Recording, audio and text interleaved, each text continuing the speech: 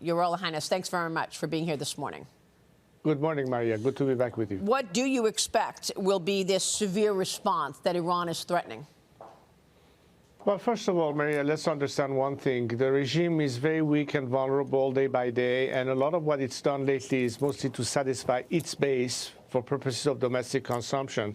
When you come to think of it, we have a situation where Iranians today are facing official 45% inflation. Our currency has been devalued to up to 10,000 what it was at the time of the revolution.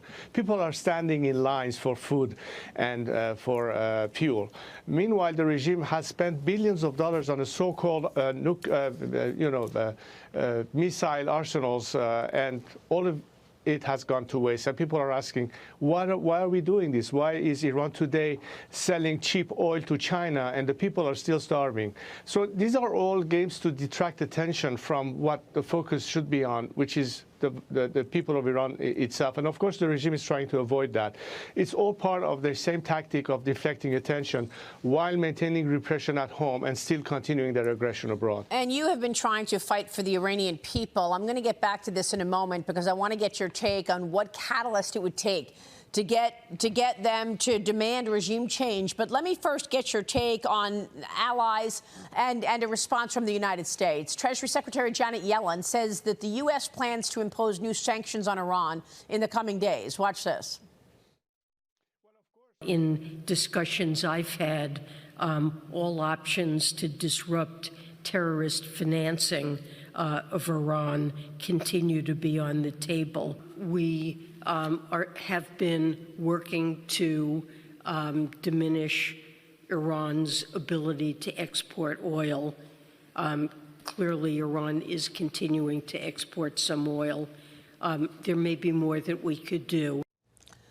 Reza, she's talking about all these options on the table. They've been on the table for years, and we're still talking about them being on the table. The Biden administration is facing backlash for extending this controversial sanctions waiver last month. It unlocked up to $10 billion in frozen money for Iran. Biden is also making a $6 billion prisoner swap deal with Iran. That, of course, as you know, happened last year. Your Highness, what do you think the Iranian leadership used all that money for? Were they planning an attack? Did they buy weapons and ammunition to attack Israel? But that's exactly what I've been saying the last few months to media and other people, that's exactly what's going to happen.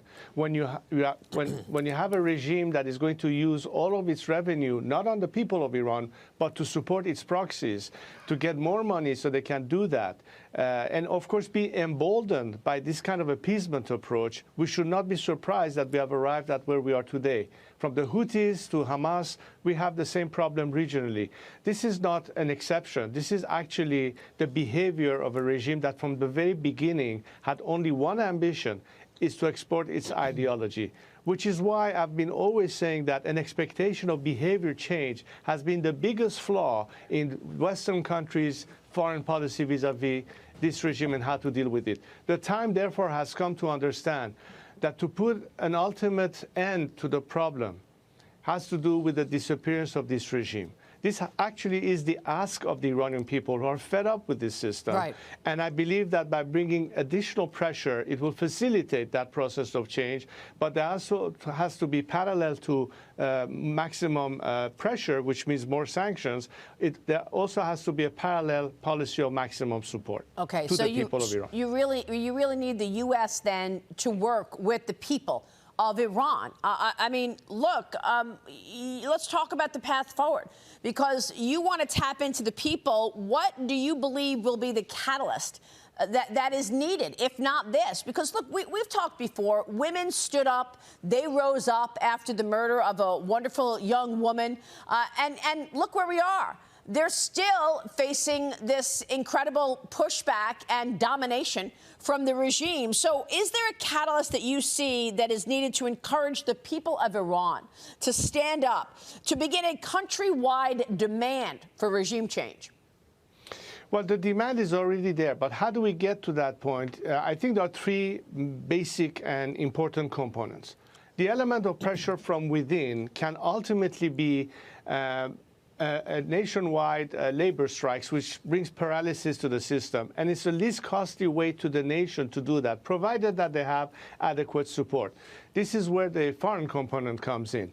If there is a direct policy of maximum support to the people in various ways, it could be internet access, it could be funding labor strikes, and so on and so forth, that will create the impetus. But most importantly, when the strong message of leadership emanates from the outside world, it sends also a very strong message to elements that want out, that want to defect, that want to peel away from the regime.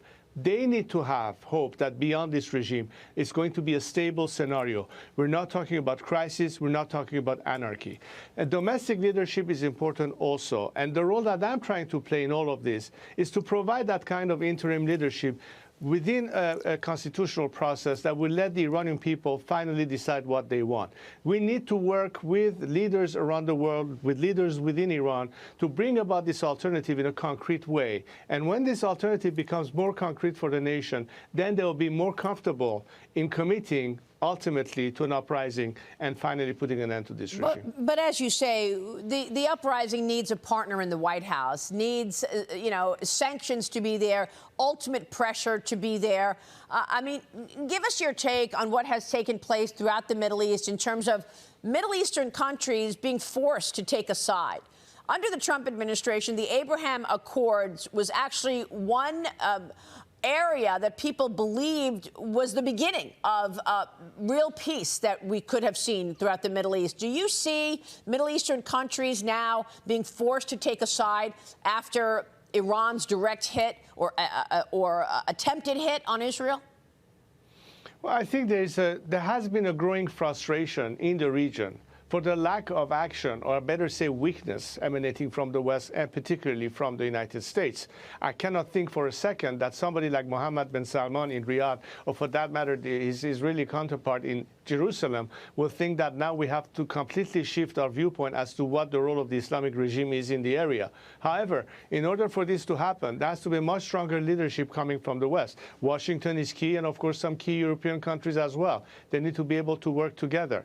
I think that solidarity is very important, because that's exactly what the regime had tried to do in its tactic, some kind of a divide and rule game. This is a time for the world to show very unconditionally that they are not going to put up with this regime behavior any longer. This regime has had over 4 decades time to behave and to come true. It hasn't, only because it cannot. Yeah. It's not in its DNA. That needs to be understood by the world. Meanwhile, however, you have the most natural ally in the Iranian people as boots on the ground, so to speak, who have the very same values and the very same desire that America champions in the name of freedom and human rights.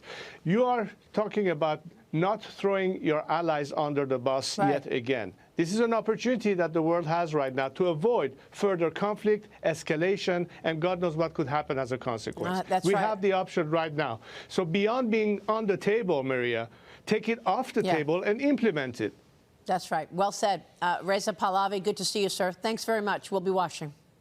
Thank you, Maria.